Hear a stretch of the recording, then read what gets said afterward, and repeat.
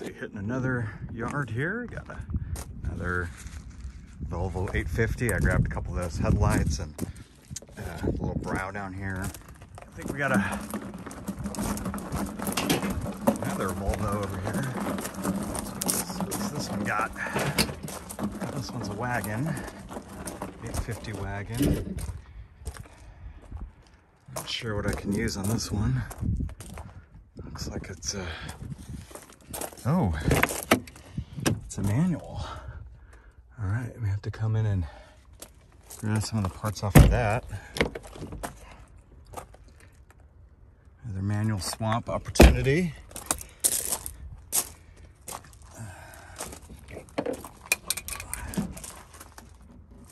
Yeah. Another 95 850 with the manual. Come by and grab some of those parts another day.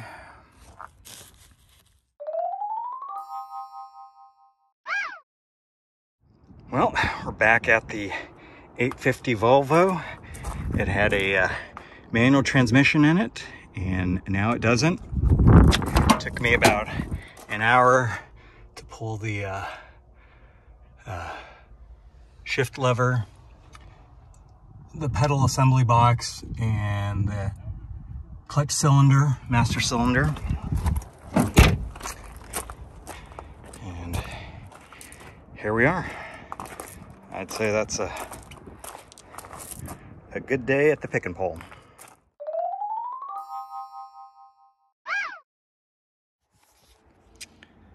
All right, so we went ahead and pulled the manual transmission out. Got the clutch and the flywheel. It looks like at some point this was replaced, so all that stuff was in pretty good condition. So went ahead and pulled that stuff. Pretty good day. Okay, so after a couple of days at the pig and pull at that 850, we finally got all the parts. Got the flywheel, the shift lever, the gearbox, master cylinder, the clutch pedal assembly, and fairly good clutch. Looks fairly new. Like I said, I think this transmission has been gone through or went through. Some of the bolts weren't all installed, so it made taking it out a lot easier. And then I also forgot the transmission cables. So anyway, good pick at the pick and pull.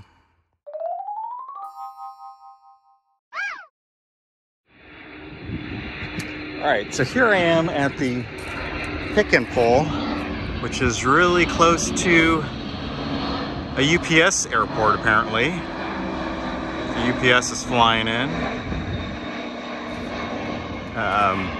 Anyway, back to this 93 Volvo 850. It's a normally aspirated, non-turbo, automatic sedan. So I'm just gonna, it looks really clean inside, actually. I mean, even the headliner's not even sagging for a 93. But just pulling a few parts off of this car. Mainly, I came because on the 93s, the control arms have removable ball joints or replaceable ball joints. So the later cars, you got to replace the whole control arm if you want to do a ball joint. It's all included. But on the 93s, you can actually just replace the ball joint, and it's just three 13 millimeter nuts at the bottom, and these control arms come out the same way. 18 millimeter head on the, 18 millimeter nut, and then a 15 millimeter head on the bolt. And they can be on, I don't know what this white stuff is. It feels like it's Loctite because they're on there pretty tight. But once you get that going, once you get this off, you don't even have to remove the ball joint. I just took it out just to show you guys. But once you get those bolts out and you undo the nuts on the bottom of the ball joint, this whole assembly comes apart. So I'm gonna go ahead and do the other side now. Same way. So you're just gonna get these nuts and bolts out, these nuts and bolts out, and then at the bottom, just get these 3 nuts out. All right, so here's the second one on the other side, all done, same way, just took out the 2 bolts, dropped it, and on this one, you can see the, let me see. On this one, you can see I just left the ball joint hanging in there, but it's just the 3 bolts come out and the whole control arm drops off. So now, when you need new ball joints, you don't have to get a whole control arm. You just buy a ball joint. So I just need to remember, it only comes on the 93 Volvo 850s, either sedan or wagon. So just for comparison, this is on the 95 Volvo 850.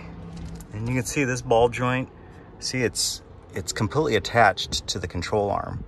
So if you wanted to replace this ball joint, you're gonna have to replace this whole control arm assembly.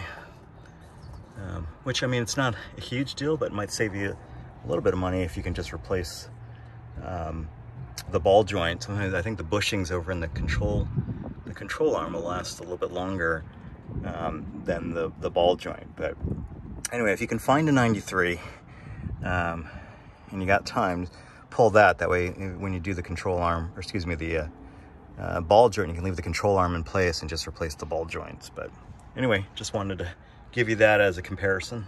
You know, I just noticed something. So this is a 95 850, and I'm looking at the front bumper, and that looks like a normal 850 bumper.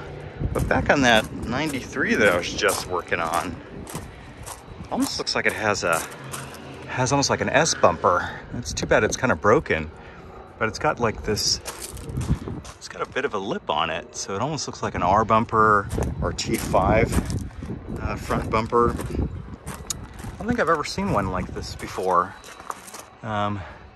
It's kind of beat up though, so I'm not going to take it, but that's interesting. I've never noticed on the 93s that they had slightly different bumpers on the front. You can see, I don't know, hopefully it shows up, there's that lip on the front versus on the 95 and newer regular ones, it just kind of goes underneath to the belly pan. So interesting find, seeing them side by side.